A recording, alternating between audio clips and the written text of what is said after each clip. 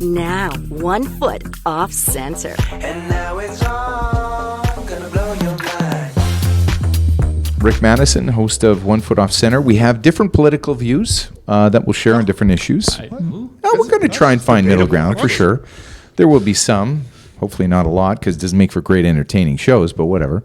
Brought to you by Jennifer Maddison Remax. Keys in hand, deals on deck, hustling heels. What do you expect? Soil to Sod Landscaping, thank you to the good friends. They did a pruning, a winter pruning of my yard. Loved it.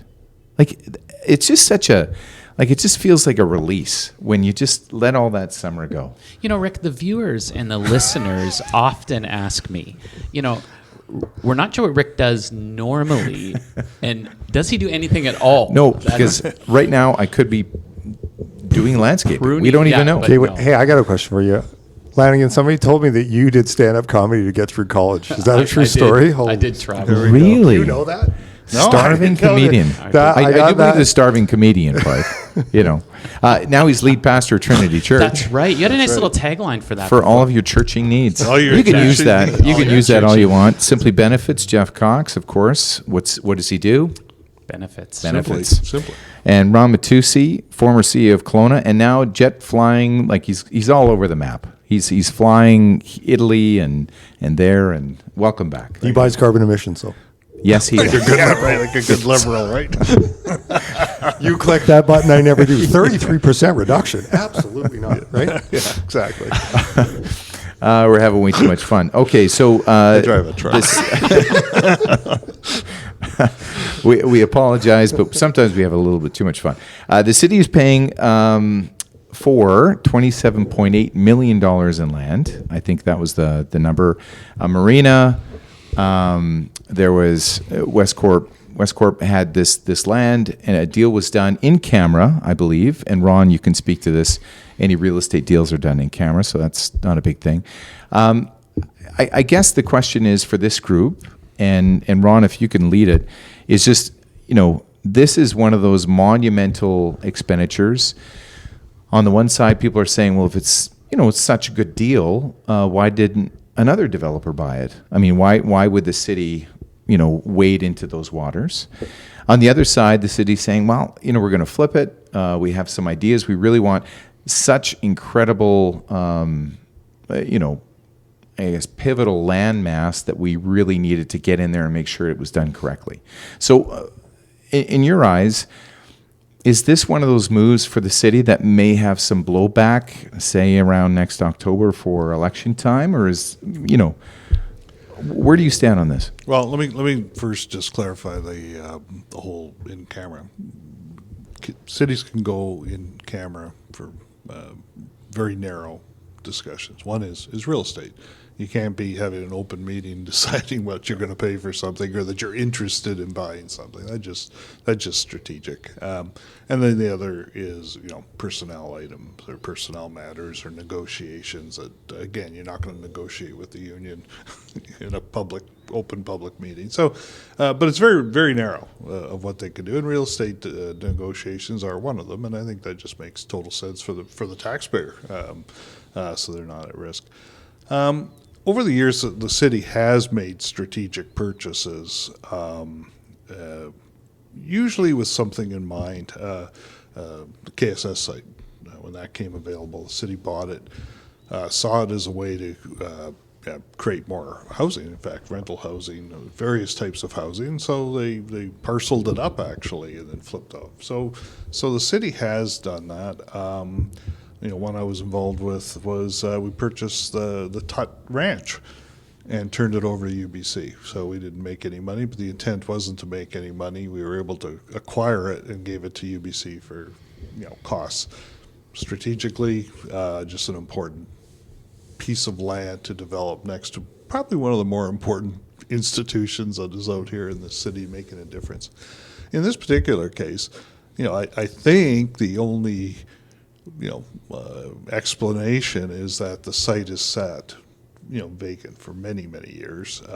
Many variations. I think I lived through at least 3 rezonings, changing the structure to try to help have something on the site that was meeting the conditions of the market of the day, and none of them ever worked. So I think the city is, in this particular case, taking a risk. You know, I mean, whether you're the city or not, and you enter the real estate market, you are taking a risk. But I think the risk is about control, controlling what actually gets built. I mean, the worst case scenario is somebody could have bought it from Westcorp and then come in with something that really underwhelmed the community. I would argue it's the most prominent location. Yep. Hard to get a more iconic location than that. So I believe that's why they did it. But the flip side of that is, I guess the $1 million question is, how aggressive should the city be entering the real estate market, and for what of that purpose? And some people are going to think that's a great idea, and other people are going to think that's none of your business. There's a market out there. Let the market take care of the market, and that parking lot, will generate a lot of money. I park there. It'll generate a lot of money in the meantime. Interesting. Mr. Cox, what do you think? I mean, the city has to play in real estate, and I would go back to it. I mean, I think some of those decisions are not made by elected officials per se, but you have a voice. If you don't like that can change. You're right. Ron, it's a fine line. I mean, buying back lakefront property to create more parks is one thing. Beach access is.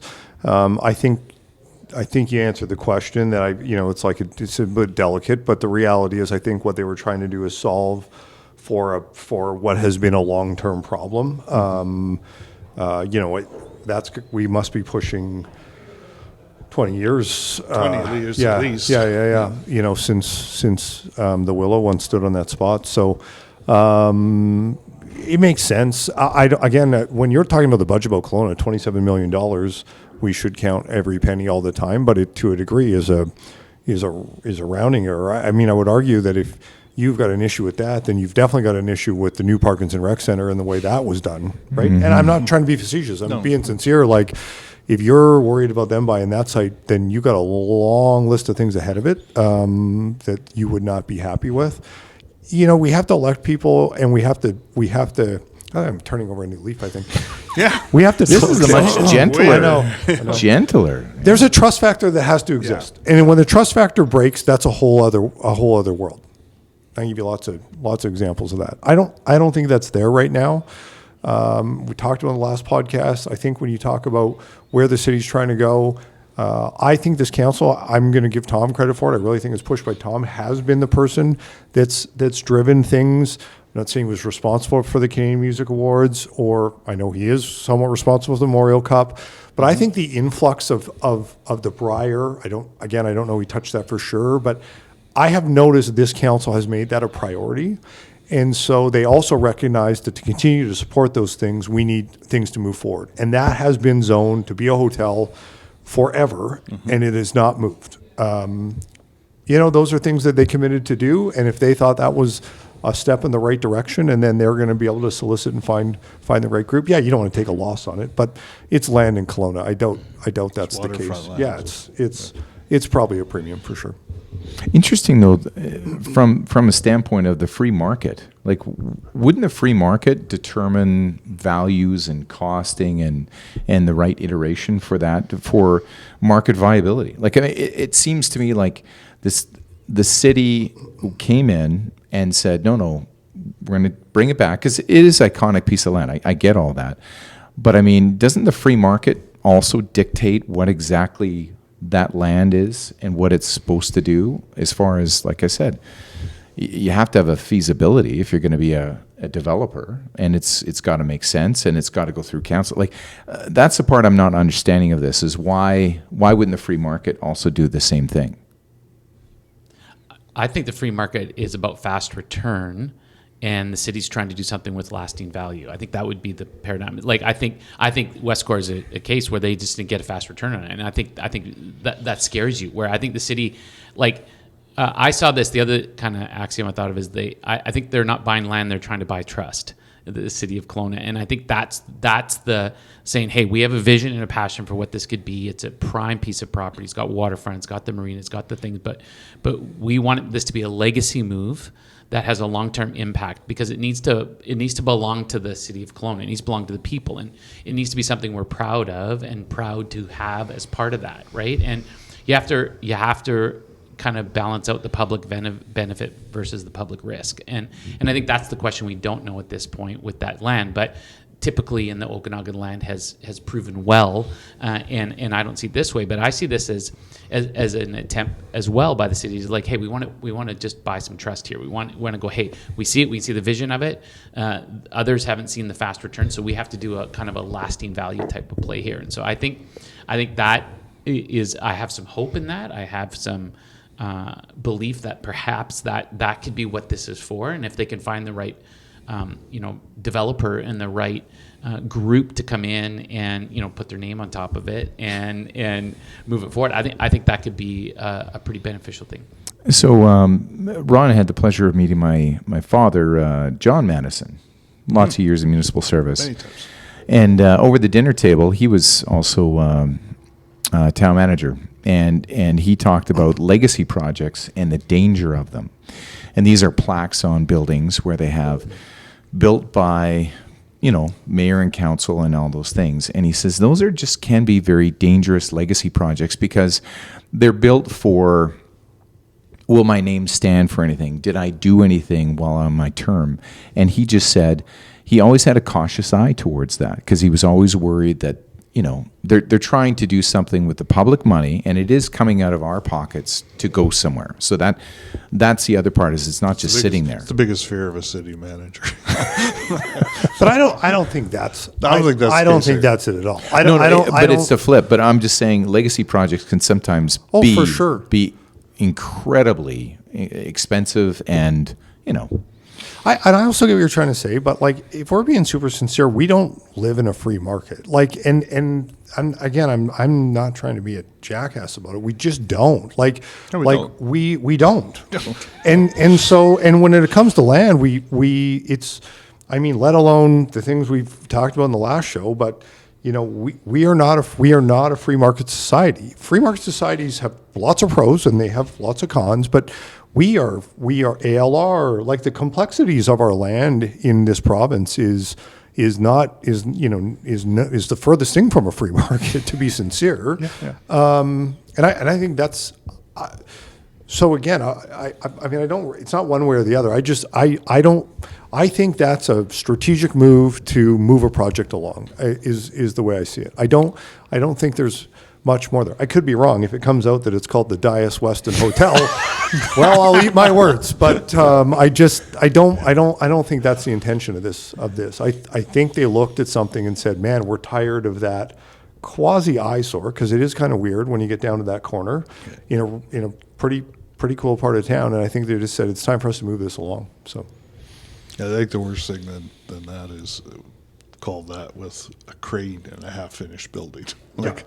That would be like the absolute. No, I think, Jeff, I think you're right in that. One of the things the cities can do is sometimes the city takes its profit. If you're in the market, then you have to answer to someone, and you invest, and then you have to have a return on investment. I think sometimes the city can take a return on investment that would be more of a social dividend. Yeah. On behalf, as you said, on behalf of the citizens, where a developer operating in that market may not have that option. It'll come out as an extraction, and his pro forma will go out the window. So, it may do that, but again, some people never liked the fact that anytime we bought property, I certainly heard it from people saying, "Well, you guys shouldn't be in the development industry."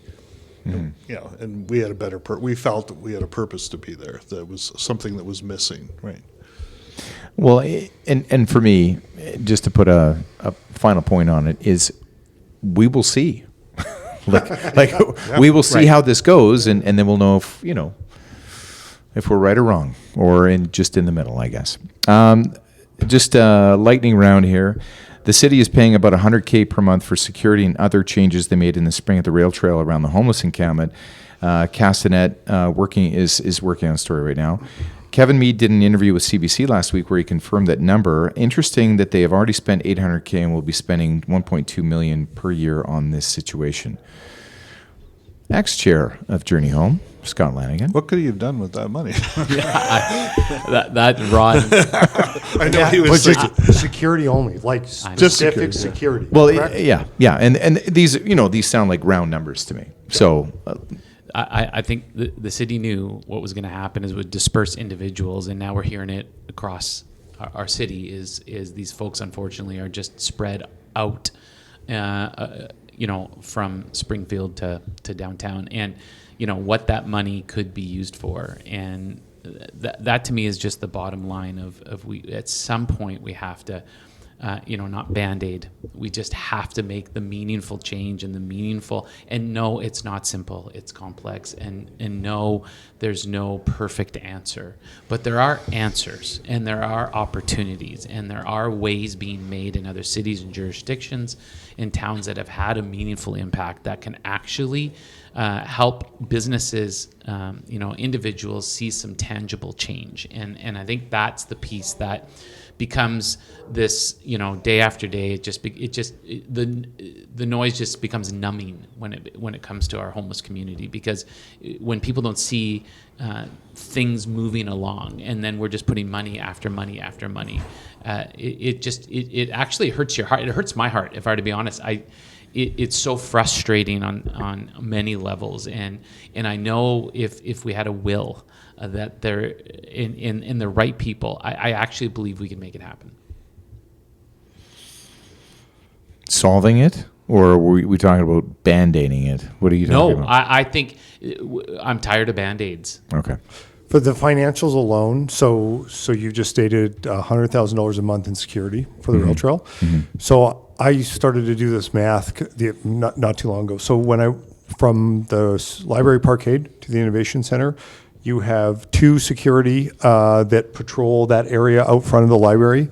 There's a full-time security guard in the library. There's a full-time security guard in the innovation center. So there's 4 or 5, I believe, because I missed. There's another one that I'm missing. That's not a city block. That is 100 feet that I walk. We have at any given time 5 security guards. How much money is private business spending on security, right? So a little no-frills store has a security guard. yeah, because they have no choice. We at night too. You have one, Mm-hmm. like, and Peter, like I feel for Peter, like that guy has taken a beating in his business. So this goes on. So, but to your point, it's time we have to stop the Band-Aids. These are Band-Aids. Housing people on a rail trail are Band-Aids. It's not a solvable, to your point, this is not solvable in the soundbite, but what we're doing is not working, which goes back to your question in the last podcast about how is David Evie faring. There's another one that has made we've made no change. And you can't put it on municipalities. That was not your job. No disrespect. No, it wasn't. That was not part of you. No. When you think back to the things you accomplished, that was not in your purview on a regular basis, right? No. So it's not. It's so complex and so unfortunate. Where David Eby to me was signaled that he might make a difference is when he talked about involuntary treatment, and this is very controversial, but I think there's a segment of our community that needs treatment, and they're not going to seek it on their own. And I know all the studies have said that it doesn't help solve an addiction, but if there's underlying mental health, and treating the mental health may help, right? And so I don't think a civil society lets people die in the cold in the streets. And I think that every dollar we spend out there is a Band-Aid. I years ago said, we're doing is buying more buckets and we're not fixing the roof. And I think it's time we actually start fixing the roof. I believe it, and I'll say it. I've said it before. There has to be some form of, and it may be involuntary, but some form of treatment. The rest of that spectrum can be solved with money and various types of housing that we could do. But there's a segment of that is just not going to live in a tiny house, or not easily. And I think we have to deal with that and just face up to that. And I do believe that the reason they're not is that people like me, the baby boomers, are now reaching end of life. We're about to put even more pressure on a broken system. And I'm not sure they have the money to build the institutions and the facilities they need to treat. It could be wrong. They could be wrong. But I have a feeling that the reason they're not doing it is they could barely keep up looking after, my kidney. So, But the point is that we have the money, that we're spending the money. oh yeah, redirecting it. I'm going to take a different sector. I saw the story a couple of years ago. I believe it was out of Ottawa. I don't quote me, but it was some entrepreneurs, some individuals just thought it was a creative solution. So there's students at the university that couldn't find affordable housing. They had seniors' homes where loneliness and mental health was a major issue. So they provided some low-cost housing for these students to come in, live in the seniors' residence, as long as they committed X amount of hours per week of just having supper, just being friendly. And I go, what a beautiful creative solution. You've got these individuals who just need some conversation. And they said the mental health, like actually people were having, there was a dramatic impact in the seniors home of people just being healthier and more vitality. And these students are able to afford to live and be in an environment where they shared meals together. And I just go, what a beautiful creative solution. And I'm like, there has to be some of those type of solutions. Let's get some entrepreneurs together. Let's get some investors together and go, hey, you guys do this for a living. Why don't we figure out what's going to make a lot of sense? And I think those are the type of things we need to pursue. Sorry, go ahead. So they've changed the name. So this is typical NDP. It's not called involuntary care anymore. Okay. It's called compassionate mandatory care. Got corrected on that. Sounds way better. Yeah, totally. Sounds way better. Now you're okay with it. Like a safe injection site. Yep. That sounds safe. I don't care what they call it. I recognize that. this is the work they do, Ron, and I'm just pointing it out. They probably have a team worked once. But you touched on something that I believe is where most people sit. Not all, but most. So to me, putting someone into involuntary or compassionate mandatory care makes a lot more sense to me than when I walk by them and they're curled up in a sleeping bag, or maybe not, or slouched over, or all the things. And again, this idea that and Scott, you know this better than probably anybody. This idea that they're all the same, it's so far from the truth. Yeah. The complex mental health issues that are now on our streets that were not there before because we did have them in compassionate mandatory care facilities. Drug use, drugs that were just not accessible. Like, we are talking about drugs that change people's personality forever, that we can't bring them back, and how we're going to deal with a generation of that. And then criminals, which again, we've now painted everybody with the same brush. Like, criminals, somehow every criminal has an excuse for being a criminal, right? Like, some people are just bad. And they should go to jail. Mm-hmm. And some people have remorse and should be rehabilitating you back in the street.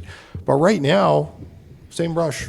Yeah, I couldn't agree more. I think there can be, I think in a controlled environment, you can still provide people with dignity and agency. And I think it's just a different level. And I think we have to be courageous enough to have some of those conversations and go, yeah, because, there's no dignity in somebody who is suffering on the street.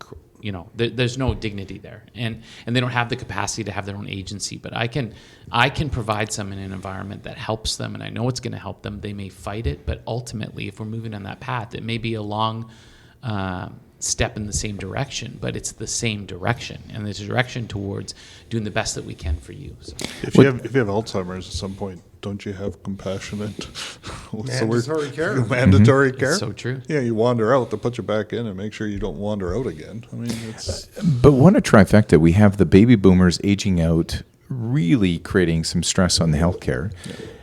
Friends of mine were in the emergency, and they said there was two people in there, unhoused people, that were having different issues with different mental, but they were creating a strain in the emergency room because, there's a lot of attention paid to them because they're acting out of sorts. So you have all these stresses on the healthcare system. And that's what I think we're starting to see is, that's why emergency rooms are shutting down. And, there's all this stress. And anyway, it's going to be a problem. Fraser Institute does a study every year on universal health care in the world. And we rank in the top 5 from a funding perspective, and we rank in the bottom 5 out of 30 when it comes to deliverables. We are funded correctly. That is not an argument. It is not about money. It is about the bureaucracy that we've created in our healthcare system. That is just a fact year in and year out. We are one of the best funded universal healthcare systems in the world. We are one of the worst when it comes to deliverables. It's just the way it is. And on that note, I haven't made my bylaw joke yet. That's right. we are 1 foot off center. Thanks so much for watching and listening, and stay tuned for the next episode.